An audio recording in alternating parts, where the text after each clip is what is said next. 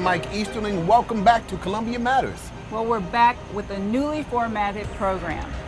This month we're at Hobbs Glen Golf Club, and each month we'll come to you from a different location. Nice to be back, and we're going to bring you more in-depth stories about CA's programs, initiatives, and events. We will also have news on programs and events in the community. We hope that you like the new format as much as we do. So Mike, tell us what's on this month's show. Okay, Dee. This month we're going to have CA's Dredging project. That's about to wrap up. CA's got a new energy manager. We're going to meet them. And also, we're going to also find out about CA's Columbia YouthFit program. And CA President Phil Nelson will be here. We will learn about the personal training studio and get the history of Merriweather Post Pavilion. I like it there. Dee, let me ask you this. Have you ever wondered about what happens at the ice rink when it's shut down? Not really, but I have a strong suspicion you're going to tell me. Well, I would tell you if I knew, but I don't. But we do have a piece to tell you about it, so check it out. Welcome to the Columbia Ice Rink. My name is Alex Peck. I'm one of the managers here. Every summer we shut down for preventative maintenance. Come along with me to the ice rink and I can show you what we do. The Columbia Ice Rink is a recreational facility which is also a home to the Howard Huskies and the Columbia Figure Skating Club. During the summer, we melt the ice, and then we begin the process of slowly rebuilding by spraying, hand painting all of the lines and logos, and flooding layer by layer to create a new sheet of ice. Also during the summer, we clean and dust the whole building top to bottom, repair and maintain all hockey equipment and rental skates, and we also perform annual maintenance to both ice resurfacing machines. Thank you for hanging out with me at the Columbia Ice Rink. We hope to see you soon. You know, Mike, I had no idea that they had to melt all of that ice and then paint the floor. Yep. That's a lot of hard work. A lot of hard work, and check this, Dee. It's done by the staff right there. See it right there. So thank you, CA. Thank you. While driving past Lake Elkhorn, you've probably noticed the dredging equipment that's out there. Well, that's soon to be a thing of the past. This is the last of the Columbia lakes to be dredged. Let's take a look at how this project began.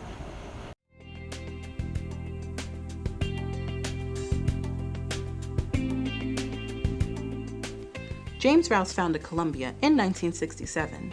Rouse had a great deal of respect for the land and wanted the residents of Columbia to be able to enjoy all of the open space that Columbia has to offer. Columbia Association maintains more than 3,600 acres of open space, including more than 93 miles of pathways, 34 miles of stream valleys, 41 ponds, and 3 lakes.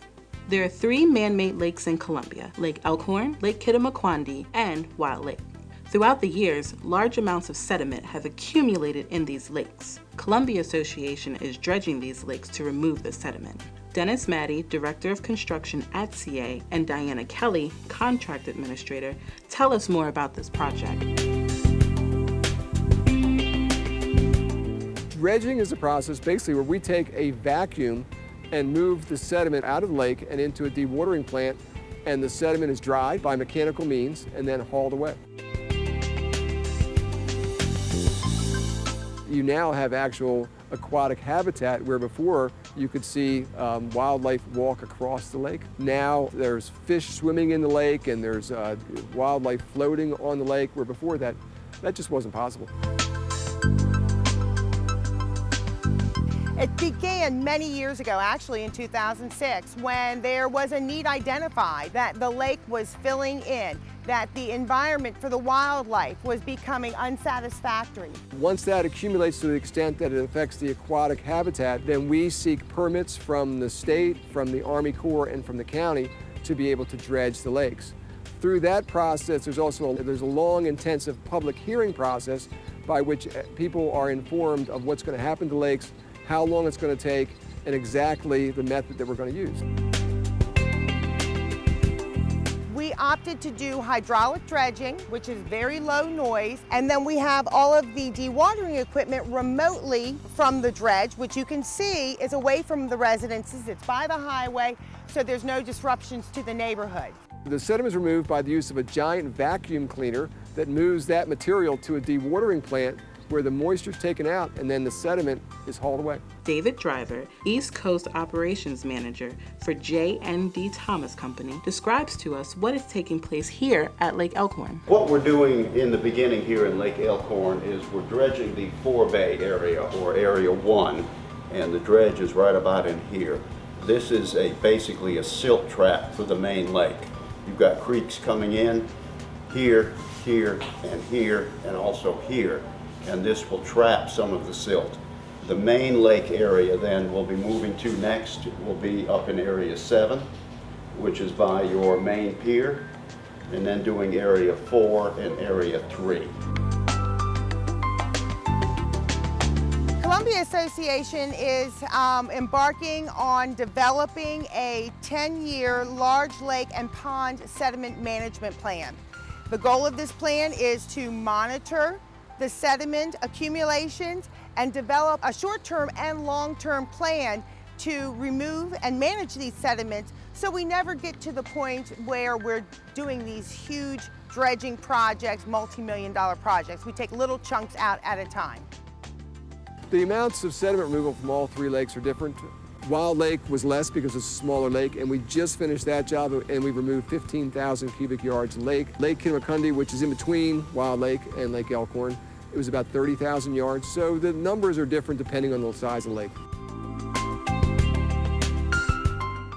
The benefits of doing the maintenance dredging and removing the accumulated sediments include restoring the original depth or close to original depths of the lake, which then returns it to a more normal temperature, which allows the fish to thrive and to reproduce in this lake. It reduces the amount of submerged aquatic vegetation, which you see around the lake, and the algae problems.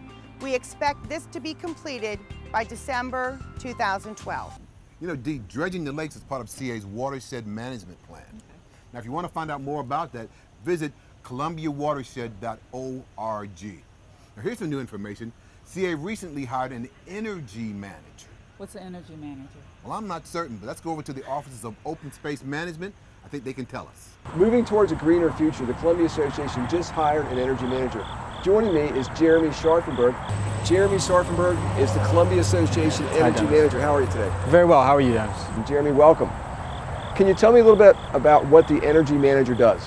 Sure, Dennis. Well, the energy manager really focuses on implementing green and energy projects within the Columbia Association. The objective is to work with CA operations to improve operational efficiency, to save money, to reduce greenhouse gas emissions, and improve overall environmental performance of CA operations. So it sounds like there are a lot of benefits to CA. I mean, that the community benefits, the facilities benefit, the members benefit. Exactly right. There are lots of benefits. And in addition to other energy and green projects, we'll be looking at the whole portfolio of CA operations to help improve more than just energy. We'll be looking at water efficiency as well when we do some audits. We'll be looking at the total environmental footprint of CA and helping to improve that. That's terrific. Can you tell me about some of the projects that we might look forward to in the future? Sure. There's a couple projects that we already have in the planning phases right now that we'll be implementing in the near term. One of them is a photovoltaic installation or solar panels that will be going on to the Amherst house. That'll be happening over the next several months. Another one is a major HVAC retrofit happening at the Supreme Sports Club, really working to improve the energy efficiency of the air conditioning and hot water systems there at that facility. Now I understand that that system takes waste heat from the air conditioning system and somehow grabs it and puts it into the hot water system. Correct. It's a very innovative system where waste heat that's being pulled out of the structure of the building itself that would normally be vented to the atmosphere is actually captured and used to heat the water that's going back into the building that the members use for showers and other services. So it's really like free energy. It's free energy, exactly right. So it really reduces our hot water heating costs. That sounds great. Now I know that some of this is going to be a challenge. Some of our buildings are more than 40 years old now. They were built in the 60s when there wasn't a great push towards energy initiatives. What can you do there? Sure. Well, because they're of that age, there's a lot of opportunities associated with ways to improve those structures and the equipment that support those structures from an energy and sustainability standpoint.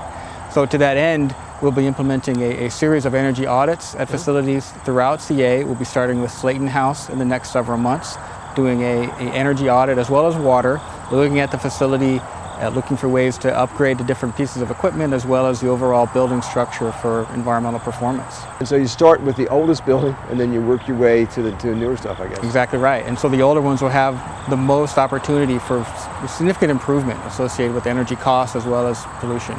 Sounds great. Now, Jeremy, what is your philosophy for the Columbia Association Energy Management Plan? Leave no stone unturned. There are endless opportunities associated with how CA can improve its environmental performance. There are so many things that CA does in its service to our members that there are lots of opportunities around green procurement, for example. What are we doing with waste? How are we handling water within our facilities? I already mentioned the preheating of the water using the HVAC unit on the roof. So there are significant opportunities throughout CA's operations to improve our environmental performance. That sounds great. So there's always something out there. And I understand that Columbia Association has even done geothermal. We have a geothermal installation at the Fairway Hills Golf Course. You're right. So this is a technology that actually uses the temperature of the earth, this constant temperature of the earth, to help improve the operational efficiency of the heating and cooling system at that building. It sounds all like science fiction. Heating from the earth, solar from or electricity from the sun. It sounds great. Thanks for joining me, Jeremy. Thanks, Dennis.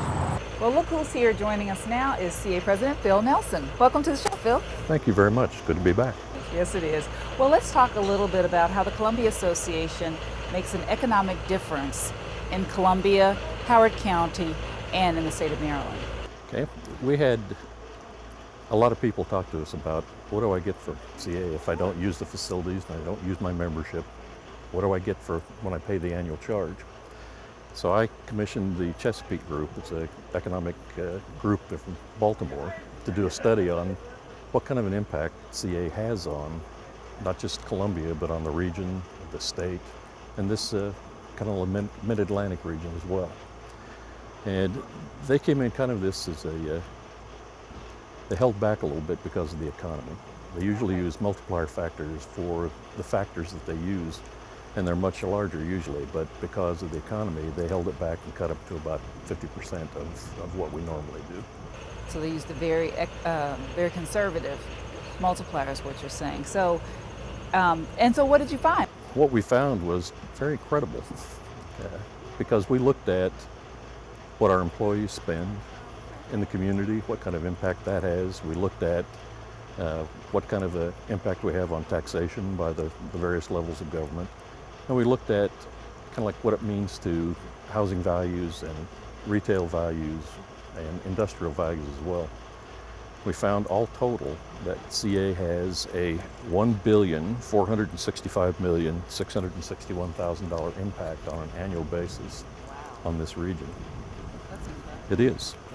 Just on housing values itself. The consultant said you could take about $12,000, a little over $12,000 was due to the fact that you're on CA assessed property. And when you take that times the number of houses that were sold in 2011, it comes out to about, $328.5 million in economic impact for those people that sold their house in 2011. If you do the same thing for commercial properties, it was about $664 million, and economic presence on industrial values was about $47 million. Okay. Well, let's talk a little bit about your employees that don't live, in Columbia, but live maybe someplace else in Howard County. What kind of economic impact do they have? All told, they contribute over $35 million to the economy. So whether you live here or not, whether you're just coming in to take advantage of all those things, it's a huge impact. Okay, good to know. So I'd like to talk a little bit about, and I'm sure the folks at home, about the actual multiplier that the Chesapeake Group used. Give us a little bit on that, please. Normally, in a good economic times, they figure that what you spend is going to roll over and over and over and again in the total economy.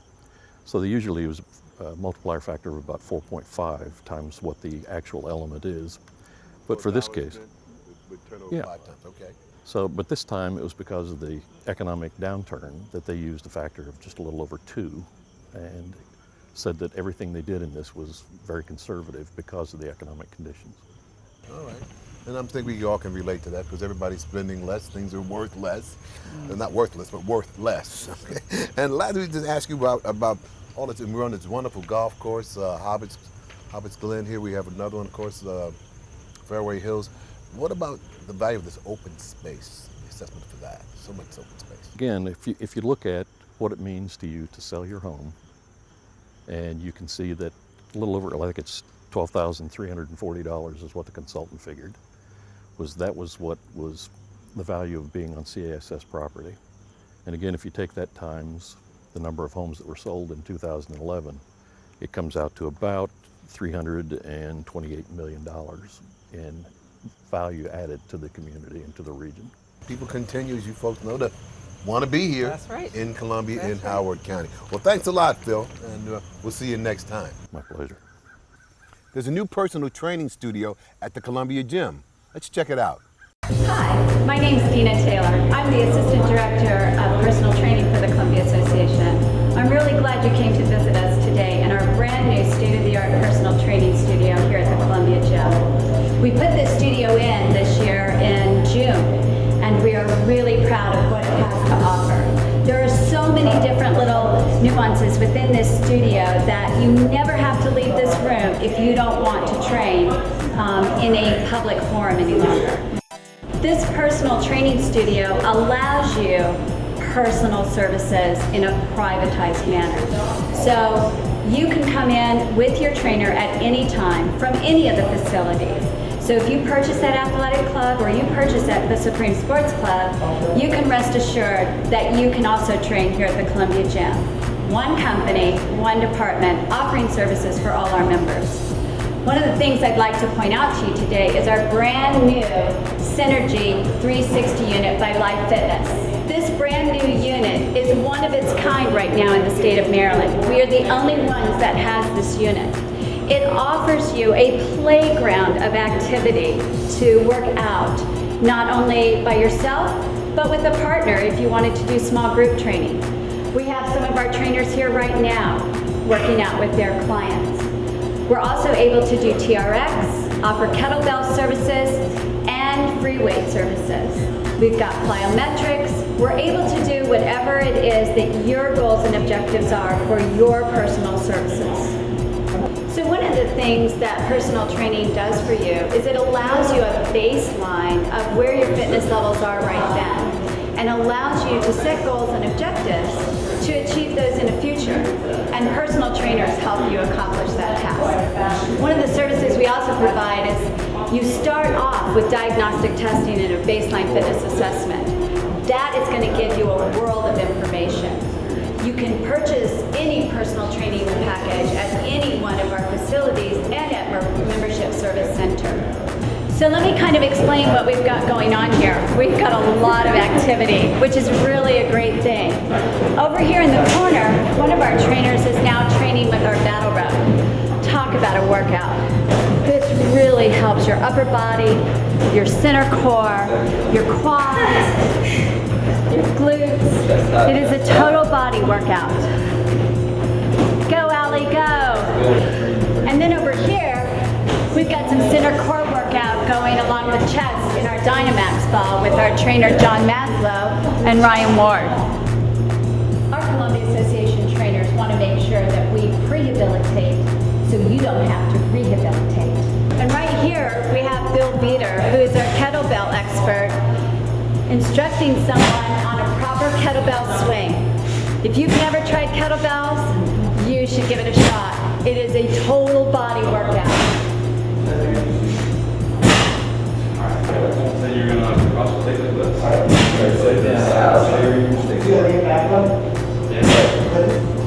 And right here, we actually have serious center core training going on with not only balance movements, but also shoulder activity for shoulder stabilization from our rebounder. It takes a lot for balance work. And we even have our own physio balls right here.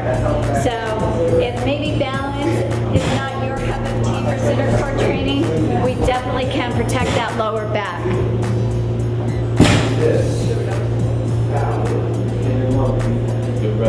Chest high, chin high. And we even have some Russian twist going on. There is so much we can do for center core training. This room has it all.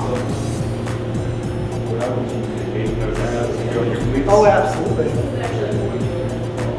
I go a little faster. Will you do that? I am most certain that our trainers can help you reach your goals and objectives. From the Supreme Sports Club to the Athletic Club or right here at the Columbia Gym, I know that we have the best trainer for you. Hope to see you training. Thanks for visiting. Dina, thanks for the tour. To find out more about personal training, visit columbiafitness.org. You know, obesity is more than just a problem among adults. It's becoming a growing problem among today's youth. The Columbia YouthFit was developed to address these issues.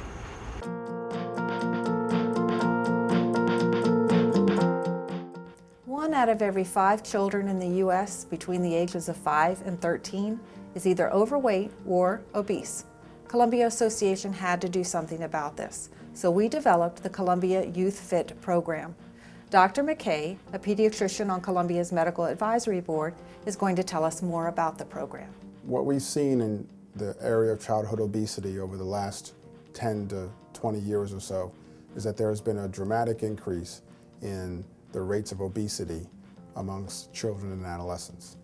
So we have 2 broad categories of designations, overweight and obese. Fresh fruits and vegetables are hard to come by. Soda machines, snack machines, and vending machines that our children and kids have access to do not contain foods that are healthy or that are good for them with regards to calorie intake and provision of nutrients. Another problem with the advent of the gaming industry and movies and television, our kids are spending a lot more time in front of screens and a lot less time moving. Food is on the go. Some kids are responsible for getting their own foods. After-school snacks are readily available. The kitchen is usually stocked with things that are not healthy. So some of the things that we see as solutions involve, 1, increasing daily activity on a regular basis, trying to mandate that schools maintain physical education in the schools through high school, to be able to involve kids in community programs that get them to move and get them to be active outside. Columbia Association has now extended their efforts into the youth and adolescents to receive information about diet and exercise. And eventually we'll expand the age range, but for the initial pilot program will be for the 10 to 13-year-old age range. The patients can access the program independently themselves by calling the number on the brochure and/or by asking their physician about the program. But in general, there will be a physician referral process where physicians will send in information to the program, have parents contact the program, and that method will enable kids to be enrolled in the activities. Each week during the program, children and parents are going to start out together. They're going to learn the theme for the week, and then they split apart.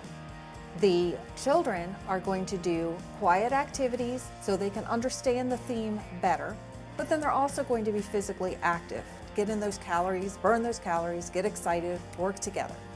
The parents are going to learn from a registered dietitian and a life coach about how to incorporate these important nutrition and changes, behavioral changes, into their child's daily life. This is a program that is for life, and it's a great one. Thank you. For more information, please contact Shawnee, that's me, at 410-715-3128.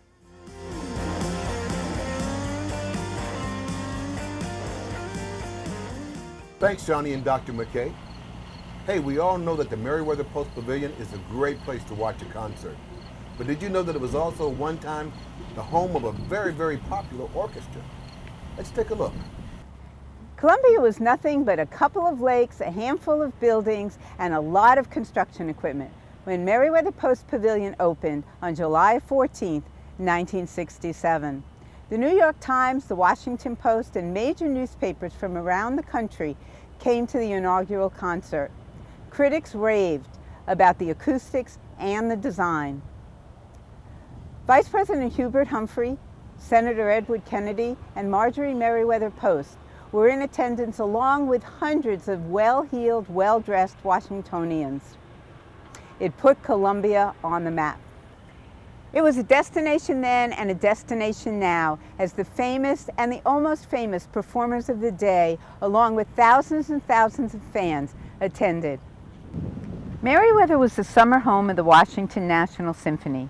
Named for the symphony's board member and benefactor, it was designed for that purpose. The acoustical design, even the stage floor, were made for classical performances. Ballet impresario George Balanchine personally conducted on the floor so that it would be perfect for his New York City ballet.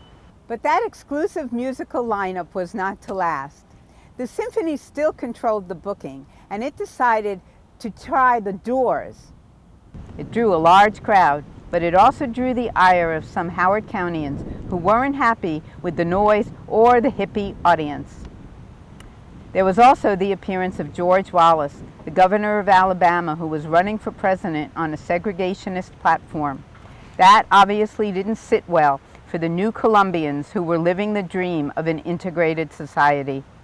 Wallace drew a large crowd from the region, but it didn't include Columbia residents who peacefully protested his appearance. By 1969, with revenues down, the symphony pulled out of the contract, but fortunately, the music didn't die. In fact, the musical lineup expanded, and for the next 45 seasons, Merriweather has showcased some of the biggest names in music, as well as those on the rise to stardom. Did you know that little-known Led Zeppelin opened for The Who in 1969? For many Columbians, particularly those who grew up here, there's a more personal connection. They might have seen their first concert here, had one of those coveted jobs as an usher, or camped out in the parking lot to hear, if not see, their favorite performers.